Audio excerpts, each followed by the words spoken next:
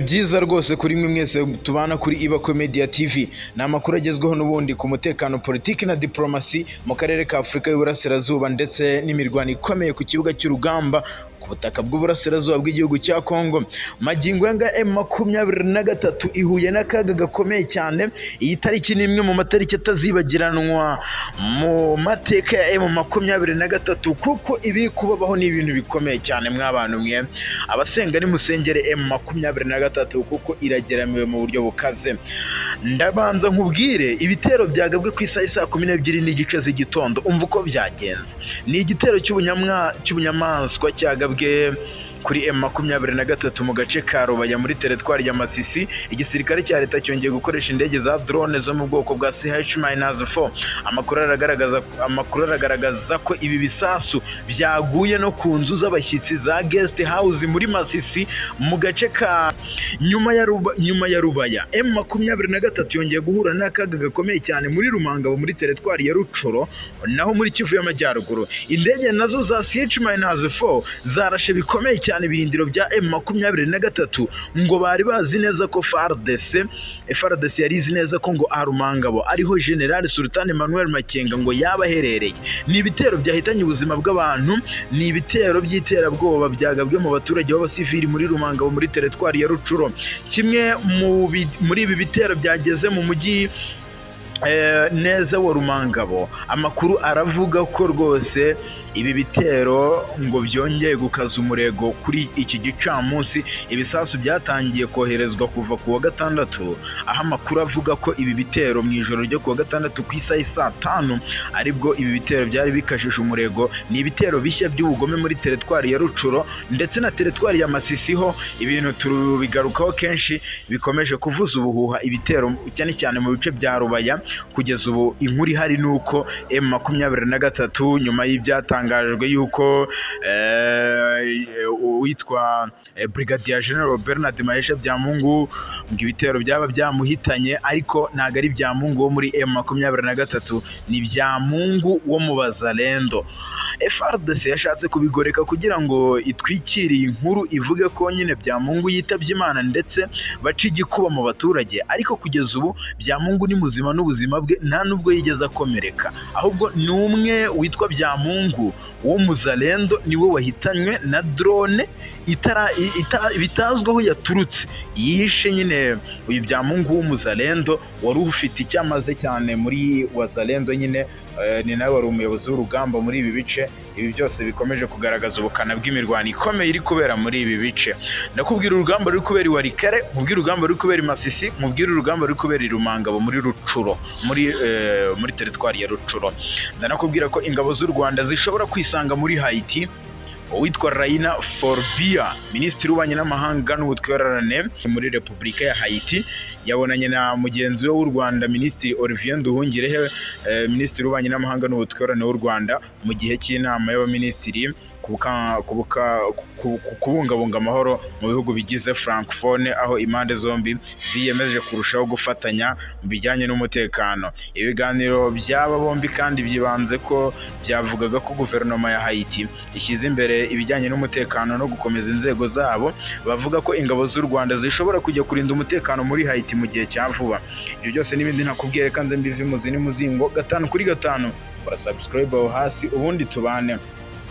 Reka munyemerere mpere muri teritwari ya Masisi muri Kivu y'Amajyaruguru mu gace ka Rubaya. Iki cyumweru ku isaha 12 z'urukerera nibwo FARDC yarashe ibitero bikomeye cyane mu birindiro bya M23 bakoresheje indege za CH-4. Iki gitero cy'ubunyamaswa kandi cyagabwe nkana cyateje impfu nyinshi mu baturage ndetse abaturage benshi bakomeretse abandi barapfa. Amazu yabo n'imitungo yabo birangirika nk'uko bigaragaza mu mashusho yashyizwe ahagaragara na Lawrence Kanyuka, umuvugizi wa M23 mu rwego rwa politike. Andi makuru ari kugaragara ku mbuga nkoranyambaga aragaragaza neza ibi bisasu aho byanaguye ku mazu y'abashyitsi ya guest house muri Masisi. ISM 23 ivuga ko yamaganye byimazeyo ubwicanyi ndetse inagaragaza ko ubutegetsi bwa Kinshasa bukomeje kwibasira abaturage b'inzirakarengane. Saho gusa kuko no muri Rumangabo muri teritwari ya Rucuro muri Kivu y'Amajyaruguru naho hongeye kumvikana ibitero bikaze, aho ingabo za leta ya Congo FARDC zongeye kugaba ibitero bikomeye cyane muri Rumangabo. Nk'uko amakuru mashya aturuka ku rugamba bivuga, ni ibitero by'ubunyamaswa nabyo byahitanye ubuzima bw'abantu, bikaba ari ibikorwa by'iterabwoba bikomeje gukorwa n'ubutegetsi bwa leta ya Kinshasa, ndetse bakomeje kurenga ku gahenge. Kuri iki cyumweru ku itariki ya 24 ku isaha saa 1:30 nabwo za mu gitondo hongeye kugabwa ibindi bitero bikaze, aho ingabo za leta ya Kongo zagabye ibitero aha Rumangabo ndetse no ku nkambi y'abashinzwe kurinda parike y'igihugu ya Virunga bakoresheje indege zitagira abapilote z'intambara za CH-4. Kimwe muri ibyo bitero byagabwe no mu mujyi kimwe muri ibi bitero bisa neza n'ibyagabwe mu mujyi wa Rubaya muri teritwari ya Masisi, ndetse hari n'ibindi bitero biri gutegurwa hitwa Karingi, Bidegu, Gakenke, Rugezi, Kalongo, Mikenke ndetse na Minembwe muri Kivu y'Amajyepfo, aho hakomeje kuraswa. Gusa hari ibindi bitero ngo bikomeze ngo bishobora kongera kuhagabwa. Ibi bisasu byatangiye koherezwa kuwa gatandatu ku itariki 23 bikaba biri kugira ingaruka zikomeye cyane ku buzima bw'abaturage, ndetse abaturage benshi bari guhunga kubera ubwoba bukomeye cyane. Ndetse no muri teritwari ya Karehe nk'uko AFM 23 ikomeza ibivuga, ngo naho hagabwa ibitero bikomeye cyane, ndetse amakuru aravuga ko mu gice cy'ahitwa Cyangugu no mu nkengero zaho abaturage bahunze, ndetse imibereho yabo ngiri mu kaga gakomeye cyane. Ni ibitero bikomeje kuvuza ubuhuha muri teritwari ya Masisi, ndetse bikomeje no kugira ingaruka zikomeye cyane ku mutekano wabo. Reka munyemerere mvaho mu burasirazuba bwa Kongo turakomeza gukurikirana ibyangiritse ndetse n'abaturage bahasize ubuzima. Ahubwo reka nkubwire ko ingabo z'u Rwanda zishobora kwisanga muri Haiti. Uwitwa Raina Forbini, minisitiri w'ububanyi n'amahanga n'ubutwererane wa Haiti, yabonanye na minisitiri w'ububanyi n'amahanga n'ubutwererane w'u Rwanda Ambasaderi Olivier Nduhungirehe, baganira ku mubano wa Haiti n'u Rwanda. Ni ibiganiro byabo byibanze ku byo guverinoma ya Haiti ishyize imbere mu bijyanye n'umutekano no gukomeza inzego no gusubira muri gahunda ya demokarasi, ndetse n'icyizere cyo gushimangira ubufatanye hagati ya Haiti n'u Rwanda.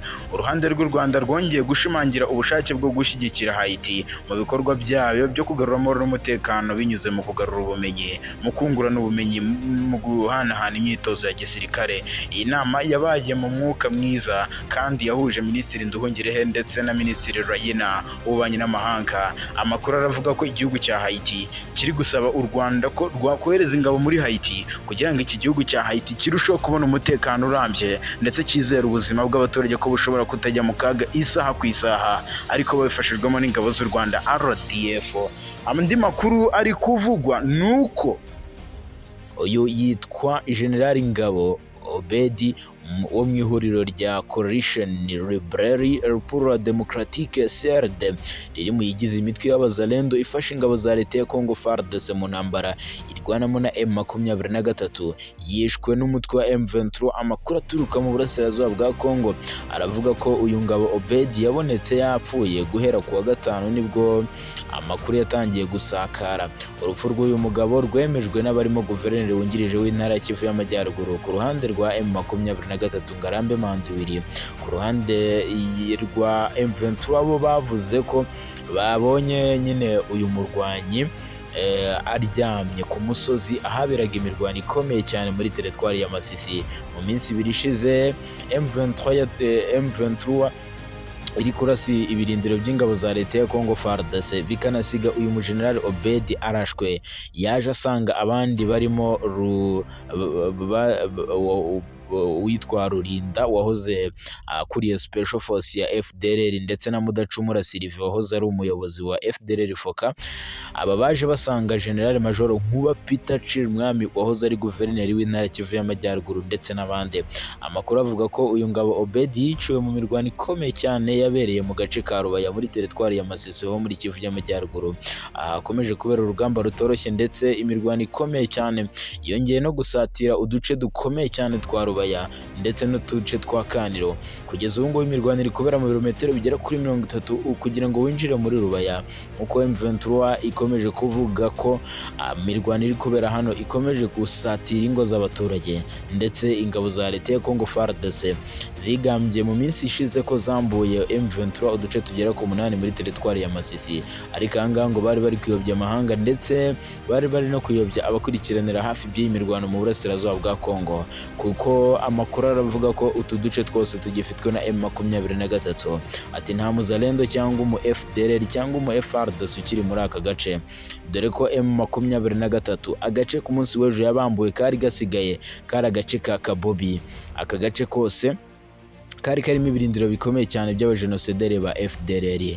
Kugeza ubu ngubu, mbere yaho igitangazamakuru cyandika amakuru menshi cyane yo mu burasirazuba bwa Kongo, cyane cyane y'imirwano, baratubwira ko FARDC yatakaje uduce dukomeye cyane, harimo n'uduce tw'ingenzi twegereye agace ka Rubaya. Mbere y'uko bafata uduce, ndavuga ku ruhande rwa M23, mbere yuko bafata tuno duce babanjije kwivugana bamwe mu bayobozi bakomeye cyane muri FDLR, aho guverineri wungirije w'intara Kivu y'Amajyaruguru ku ruhande rwa M23 Ngarambe Manziwiri abinyujije ku rubuga rwa X yahoze yitwa Twitter yagaragaje ko M23 ikomeje gufata uduce dukomeye cyane muri Rubaya, muri Masisi Bambe, aho iri gukomeza nyine no kurinda Rubaya. Ati inzozi zacu no gukomeza kurinda abanyekongo, kubarinda ndetse no kubashakira amahoro. Kuri ubu ngubu amakuru aravuga ko kugeza mu masaha y'isa moya n'igice zo ku munsi w'ejo aribwo M23 yari ikomeje kugenzura uduce twa Kinigi ndetse na Kibobi. Ibi bitandukanye n'ibyari biri kuvugwa ko twaba twaguye mu maboko ya leta ya Kinshasa. Gusa imirwano iri kubera muri ibi bice n'ubundi yongeye guca ibintu, kuko magingo aya ni imirwano bisa nk'aho iri gusatira neza igice cya Rubaya cyiciwemo Liyetona Colonel Wiringoma wari umuvugizi wa M23 mu minsi ishize.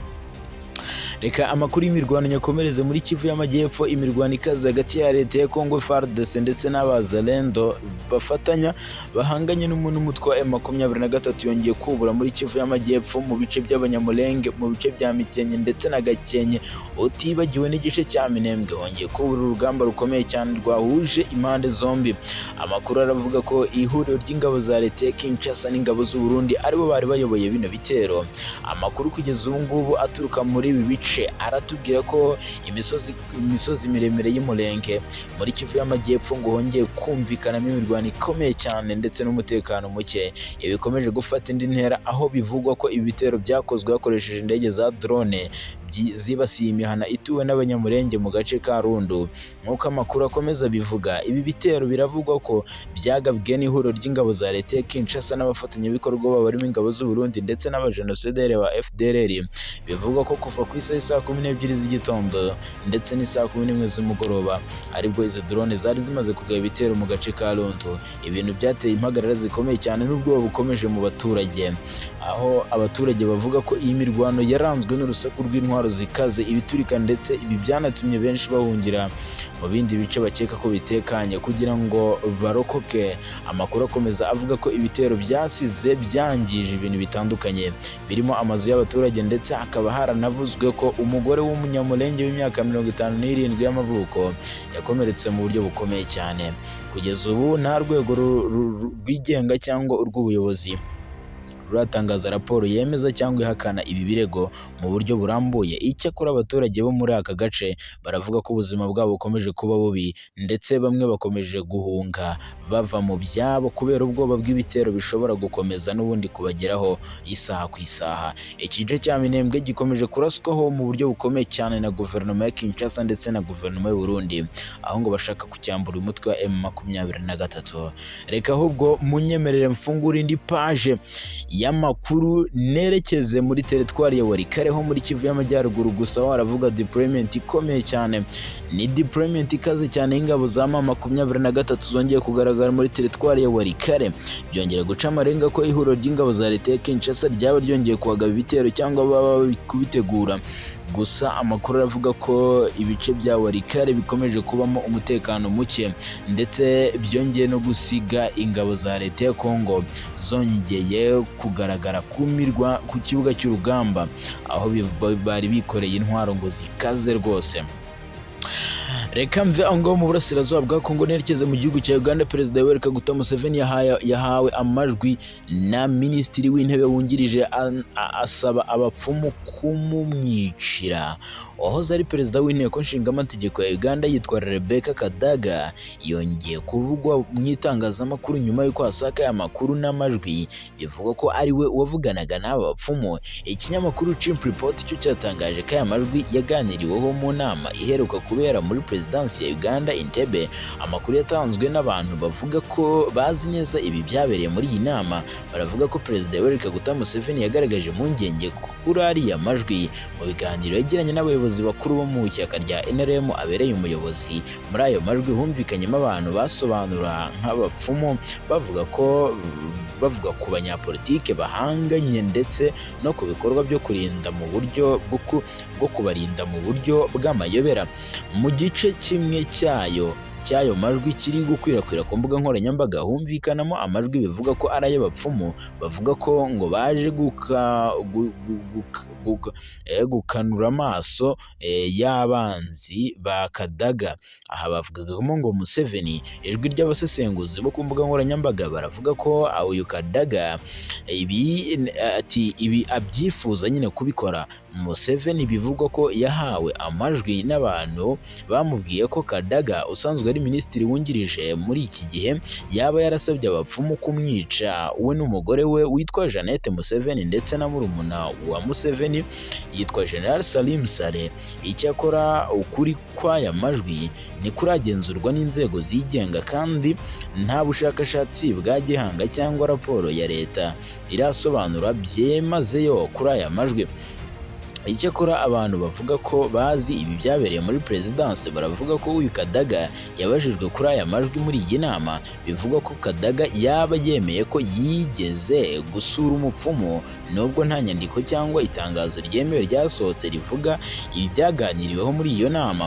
Uyu Kadaga yavuzweho kujya mu bapfumu mu gihe ibikorwa bya politike bikomeje gufata indi ntera mu ishyaka rya NRM nyuma y'impinduka ziherutse mu buyobozi ndetse no mu myiteguro y'inteko nshingamategeko ya kabiri ya 12.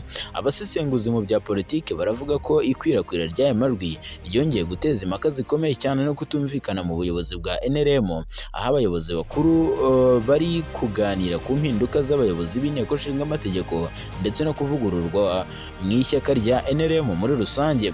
Nk'uko aya majwi abivuga, abo bapfumu ngo babwiye Kadaga ko mbere hari abantu bari bashatse ngo bakure amaraso mu mubiri we kugira ngo abeho nabi kandi mu mibabaro. Banamubwiye ko Museveni yifuza ko yazamusimbura ku mwanya wa perezida wa Uganda ariko ko hari abanzi benshi bamubangamiye muri uwo mugambi. Nyuma yaho gato abo bapfumu ngo basabye Kadaga amafaranga ariko ababwira ko ntayo afite, ati reka turebe uko icyumweru gitaha kizagenda. Uyu Rebecca Kadaga ni umwe mu banyapolitiki bafite ijambo rikomeye cyane muri Uganda dore ko yabaye perezida w'inteko nshingamategeko imyaka 10 mbere yo kugirwa minisitiri w'intebe wungirije mbere, ndetse yari minisitiri ushinzwe umuryango wa Afurika y'Iburasirazuba EAC. Reka ahubwo munyemerere mfungura indi page ikomeye cyane y'amakuru nerekeze mu gihugu cya Israel, mu gihugu cya Ukraine.